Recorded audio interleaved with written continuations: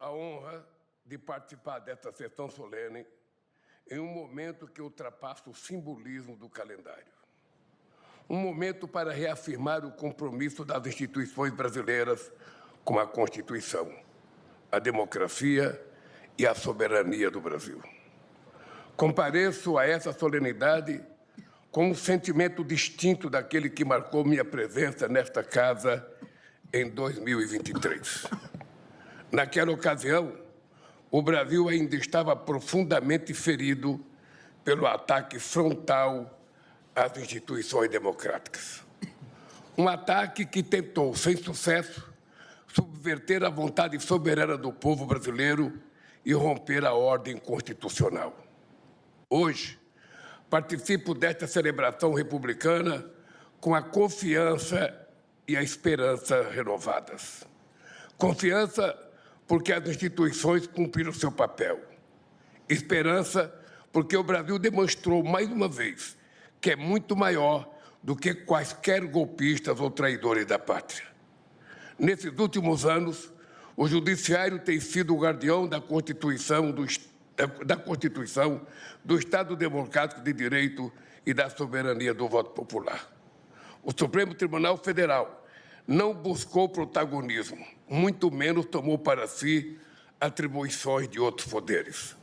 Agiu no estrito cumprimento de sua responsabilidade institucional. Defendeu a Constituição, garantiu a integridade do processo eleitoral e protegeu a liberdade do voto. Por agirem de acordo com as leis, ministras e ministros desta Suprema Corte enfrentaram toda sorte de pressões e até ameaças de morte.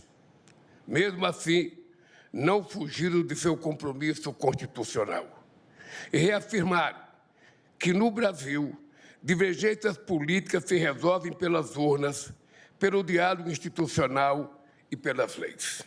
Senhor presidente, senhoras e senhoras, a Constituição não é apenas um pacto jurídico, ela é um pacto civilizatório.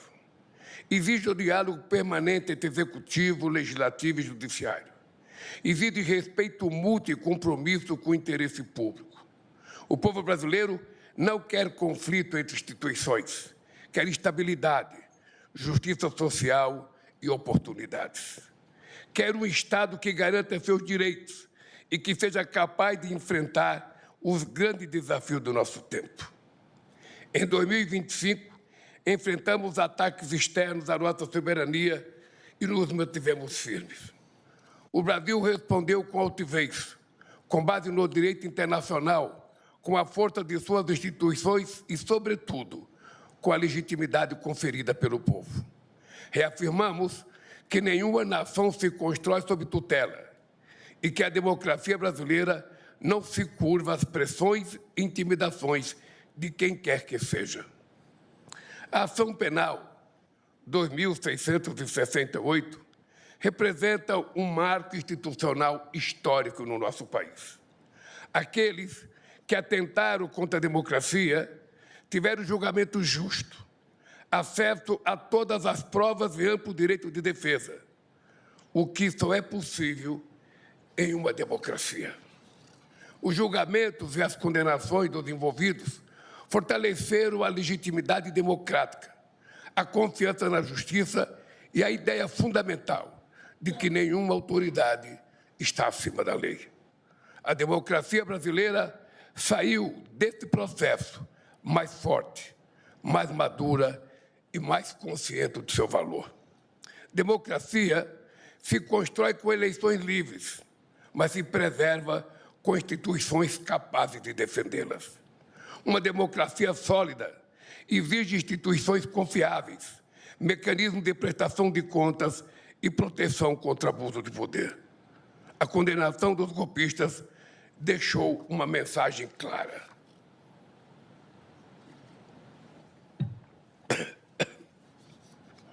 Os responsáveis por qualquer futura tentativa de ruptura democrática serão punidos outra vez com o rigor da lei. Deixou também uma lição. A democracia não é uma fortaleza inexpugnável imune aos ataques de quem queira destruí-la.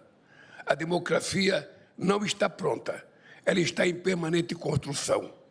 E sua manutenção exige de cada uma e de cada um de nós compromisso e coragem. Duas qualidades que não nos faltam e que não faltarão em momentos decisivos da nossa história. Senhor presidente, é preciso destacar o papel da Justiça Eleitoral, sob a liderança do Tribunal Superior Eleitoral, na defesa da normalidade democrática. O TSE tem sido pilar fundamental da proteção à soberania do voto e da legitimidade do processo eleitoral.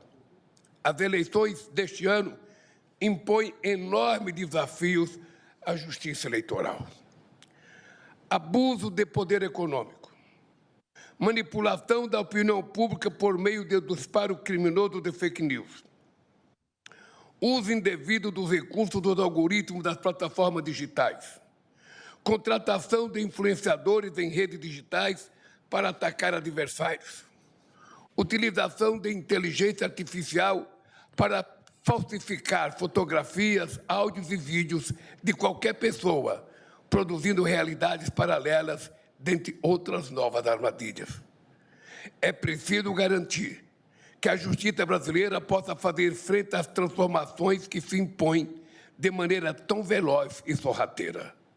Democracias ao redor do mundo enfrentam frequentes tentativas de manipulação da opinião pública com o uso de novas tecnologias. E uma mentira, repetida 1000 vezes, tem o poder de influir os resultados eleitorais. A pirataria eleitoral é um fenômeno mundial e o Brasil precisa estar preparado. A justiça eleitoral deve ser capaz de agir com rigor, velocidade e precisão. Deve contar com modernas ferramentas tecnológicas para que a vontade popular prevaleça. Este é o desafio que se impõe não apenas à justiça eleitoral, mas à própria democracia. Um desafio que precisa ser compartilhado entre governos, instituições públicas, plataformas digitais e meios de comunicação. Cada qual com a sua parcela de responsabilidade na construção de um ambiente digital ético, plural e comprometido com os direitos fundamentais. A independência do Poder Judiciário permanece como condição indispensável para esse equilíbrio. Independência que não significa isolamento, mas sim convivência institucional harmoniosa.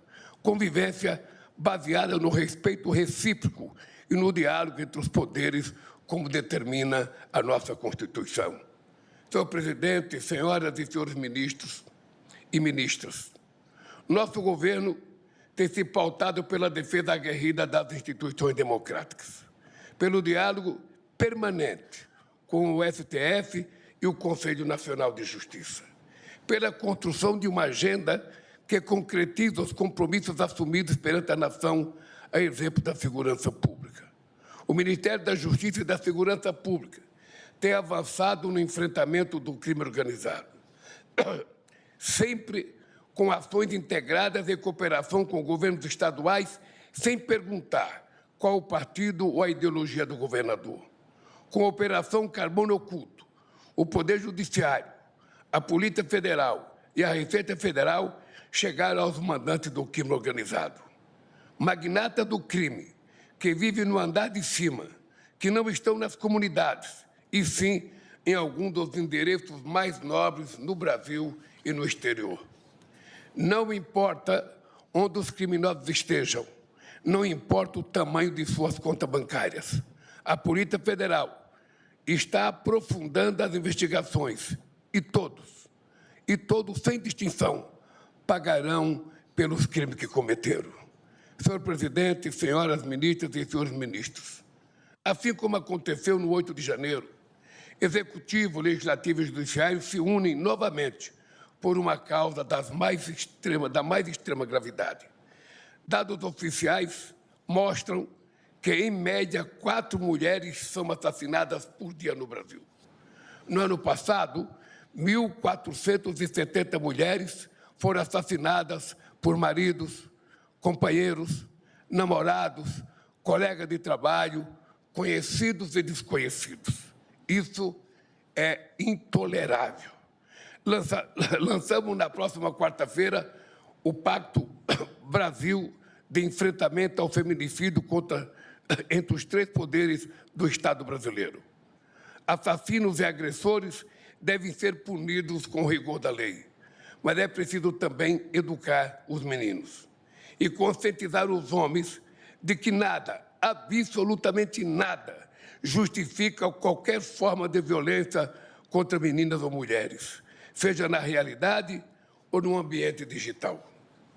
Mais do que um pacto entre executivo, legislativo e judiciário, esse precisa ser um pacto que envolva toda a sociedade brasileira.